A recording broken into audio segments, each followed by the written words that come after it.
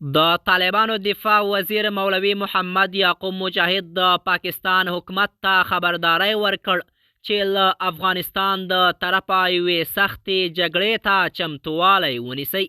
دا یې لا دفاع وه چې درڅخه مو 2 پوستې ونیول. د طالبانو دفاع وزیر مولوي محمد یعقوب مجاهد د پاکستان حکومت ته ویلي چې خپل ځان مو کلک کړئ. په خپلې کړي برید مو که پښیمانه مو نه کړئ نو زه له وزارت څخه استعفا ورکوم. د حقیقت نیوز چینل درنو کتونکو سلام، ستړي مشئ، وخت مو په خیر. په سر کې یادونه کوم که حقیقت نیوز چینل مو نوی سبسکرایب کړئ نو په درنښت سره همدا اوس یې سبسکرایب کړئ ترڅو زموږ مهم او تازه خبر تر ټولو د مخه تر تاسو در ورسیږي. د طالبانو دفاع وزیر مولوي محمد یعقوب مجاهد د پاکستان حکومت ته خبرداری ورکړی چې د افغانستان له طرفه یوې خطرناکې جګړې ته آمادګي ونیسئ.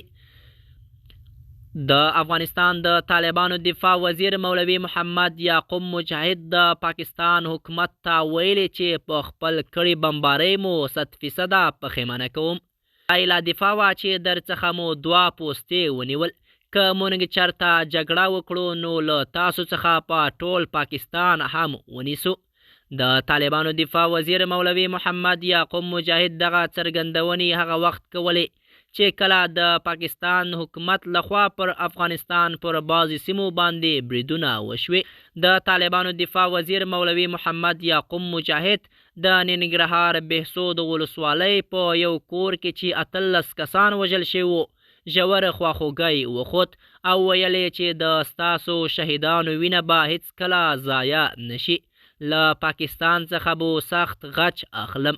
د حقیقت نیوز چینل درنو کتونکو زموږ د نن ورځې چمتو شوی خبر تر همدې ځای و. تر بیا مو په الله سپارم.